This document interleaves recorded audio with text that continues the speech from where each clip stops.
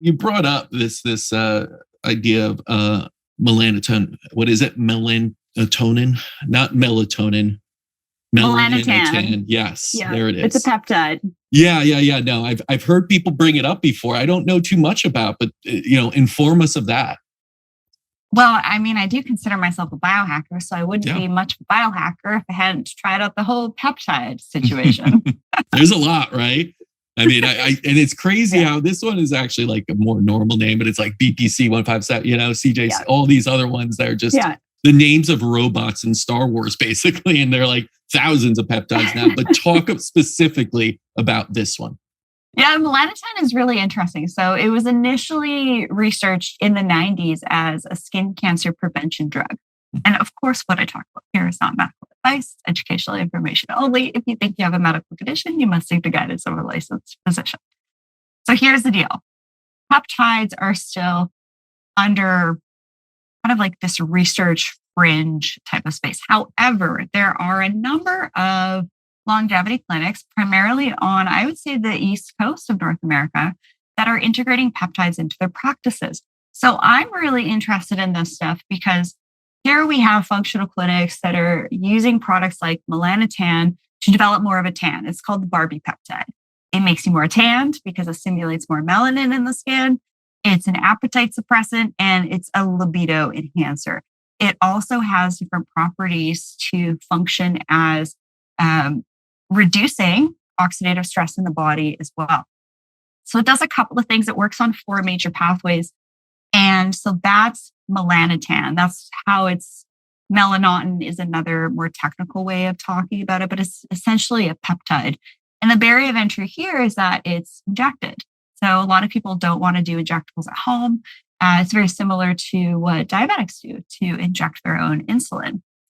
It's still pretty fringe, but clinics are prescribing it and it should be prescribed. You don't want to be getting it from some shady websites where you might also get a computer virus from. And then we have PT141. PT141 is essentially a derivative of melanotan. It is, I believe, FDA approved for sexual health. So you have Viagra, you have Cialis that work physically on blood flow. And then you have PT141 that has that impact, but it also has the impact on the central nervous system for bonding and intimacy. So very interesting. So some of the caveats with melanotan and PT141 is that it can cause nausea. So there are some things. I just did an interview with Susan Bratton. She's like, I tried PT141. She's the sexual teacher to the millions. It's really fun energy. Couldn't do it. Made me nauseous. It's going to be different for everybody. It's still pretty fringe. So there are some things to play around with dosing wise. Now, the other thing that's also kind of fringe right now still is stem cells and exosomes. Yeah, so that's one of the other things I wanted to talk about that I'm talking about in my paper, because I see where we were in the 1990s with products like Botox and fillers, and then where we are now with stem cells and exosomes. Having been in a room of 40 of the top stem cell docs, I would say in North America, hearing them talking, they're trialing things out, looking at different products, looking at different protocols, applications, outcomes, photography, quantitative, qualitative analysis. This is where we were in the 90s with rejuvenation injectables. So I'm seeing some really cool overlaps, and I'm here to really bring the two worlds together because I think there's some stuff here for us to pay attention to. So you're a fan of exosomes? Well, here's the issue. Here's the issue I have with exosomes. Is that it does come from perinatal tissue. I've been able to hop on some calls with some medical researchers, medical scientists. And here's the thing with adipose-derived stem cells, which is through tumescent liposuction. So someone comes in for liposuction, like, hey, we can send your stem cells, your fat off to a lab, they'll centrifuge it. And then by gravity, everything else will be extracted from it, come back. We'll maybe put it in your hairline for hair growth or into the face to stimulate scaffolding to the skin, revolumizing, things like that. And there's a huge screening process with that with each individual client. And it's not a drug because it's homologous. Okay. And it hasn't been amplified. Amplification is what can lead to mutations. And we saw issues with amplifications with different testing. Probably know what I'm talking about there. Yeah. I'm sure you know what's up. And so here's the thing with exosomes is that it's derived from perinatal tissue. So a lot of times when a woman is giving birth in the hospital, that cord and that placenta will then be captured and then sold. So I do have some issues with that.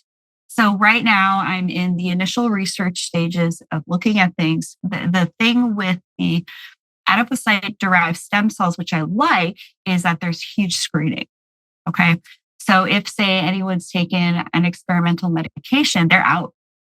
They can't use their fat stem cells for themselves or other people. Huge screening processes. But not so much in the exosome space. Well, there could be. However, I'm seeking clarification on this. I'm really excited to see where these two applications are going. It's still pretty new. It's still pretty fringe. I do think it's a future element to rejuvenation just because of the, I postulate more long-term benefits than some of these in-clinic injectables that, I've performed 20,000 plus rejuvenation procedures. Mm-hmm. You see something, oh, interesting. This could actually help more with the scaffolding, be homologous. And if we're screening our patients right, we should be seeing less adverse events.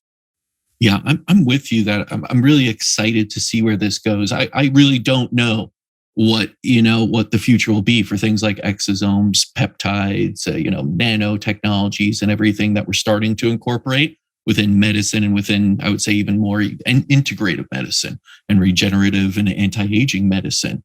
But it's exciting to see any kind of things start to, be dynamic and change and evolve as we evolve. So I think, like everything, we'll have a lot more options and a lot more research and data to show are these what many people are saying are the future of medicine. I'm going to be part of a really exciting study. Oh, can you spill a little bit about that, or is that on the hush? The process is top secret at this moment in time. However, it's basically looking at how I think some of these products can be used. Okay. So as a researcher, you can kind of be a little bit of a disruptor.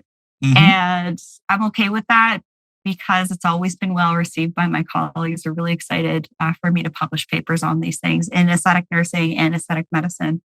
Because right now, it's been very separate with the functional side of stuff, with the docs who have gone from allopathic Western trained to more of the functional side. And now they're kind of marrying the two. So it's kind of reducing the stigma around that and be like, hey, these are going to be options. Here's some before and after photos of whether or not my postulated techniques and applications are going to work or not. You have to do the photography analysis.